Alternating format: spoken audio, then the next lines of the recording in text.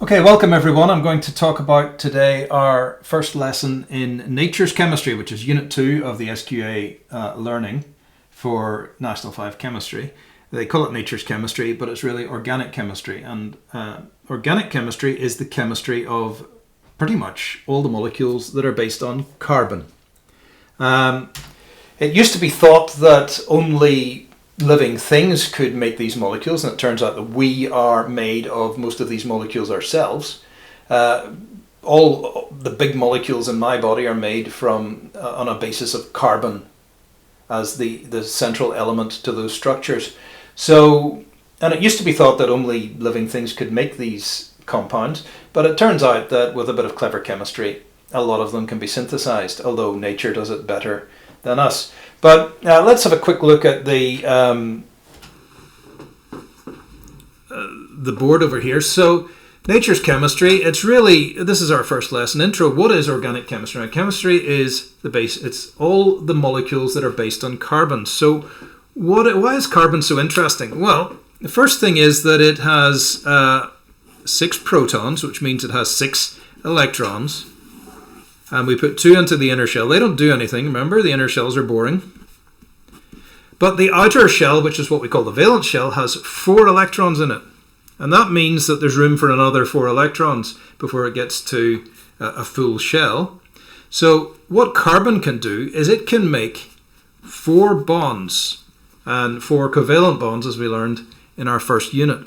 So it'll make 4 covalent bonds quite easily, and it can also make ionic bonds and gain or lose electrons, but that's a much harder job for carbon to do. But it will make covalent compounds, and covalent compounds, of course, are bonding between non-metals, so it will bond to other non-metals. So why is organic chemistry so interesting? Well, most of the organic molecules are based on carbon, so fats, proteins, carbohydrates, and DNA, and also a large number of the most useful human-made compounds, chemical compounds, nylon, polyester, polythene, every plastic that you come across pretty much is made from carbon structures.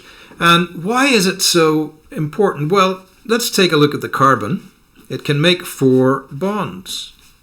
And that's fine. So we can stick a hydrogen. Hydrogen makes 1 bond. We can stick a hydrogen onto each of those bonds and we get a compound called methane. Now that's the simplest organic molecule.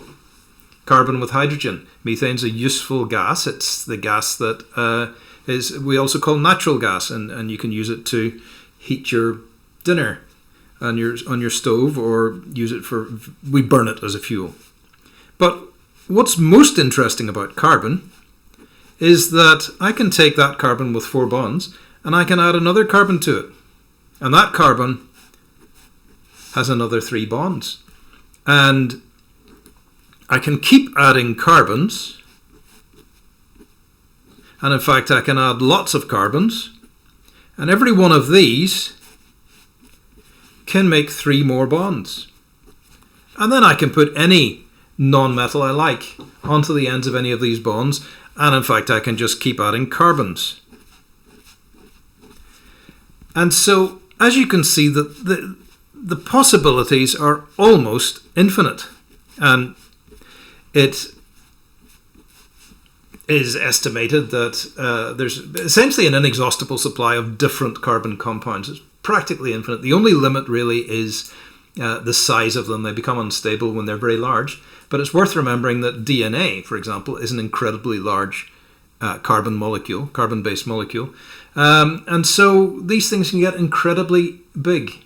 And there's just no way we can ever make all the possible carbon compounds that can be made. So that's why it's such a vast and interesting subject. And every time we make a different one, we get slightly different chemical properties.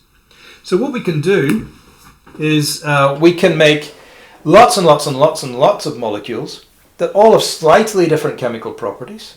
And many of them will interact with biological molecules. And so a lot of the drugs that we have are synthesized carbon-based molecules that can interact with the proteins in our bodies, the proteins and enzymes in our bodies that make us function. So it's a vast, vast subject. That's just a little introduction, because the most important thing is we get our head around the idea that it's based on carbon. Carbon makes 4 bonds, and each of those bonds can connect to any other non-metal, including another carbon, which means that the molecule can essentially go on forever. If we look at the periodic table, though, there is one more interesting thing that's worth noting, is that directly below carbon on the periodic table is the element silicon.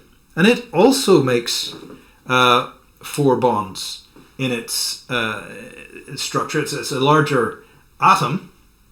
It's a larger atom, and it can make 4 bonds as well. It can bond to other silicons, and so we can make quite a lot of molecules out of silicon as well.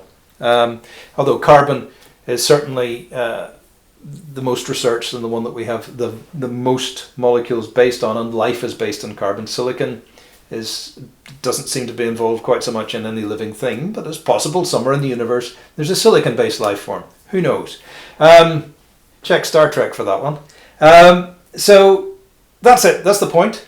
Carbon is the basis of organic chemistry. Carbon makes 4 bonds, and each of those bonds can bond to another carbon or to any other non-metal. Plus we get ionic structures in there as well, depending on the type of molecule.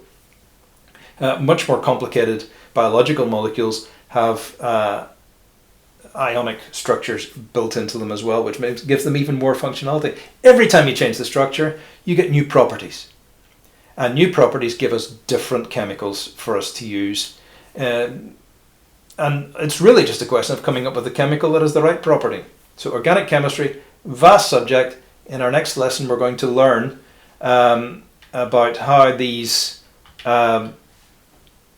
different molecules come about, and we're going to look at some of the more basic ones and the families of molecules that we get with carbon chemistry. So we'll see you then. If you didn't catch all of this, have another watch of the video. It's only 7 or 8 minutes long, and that's the point. We make them short so that you can do it again and again. Learning is repeating. Repetition is your friend. So I'm going to say goodbye, and I'll see you in the next chemistry lesson.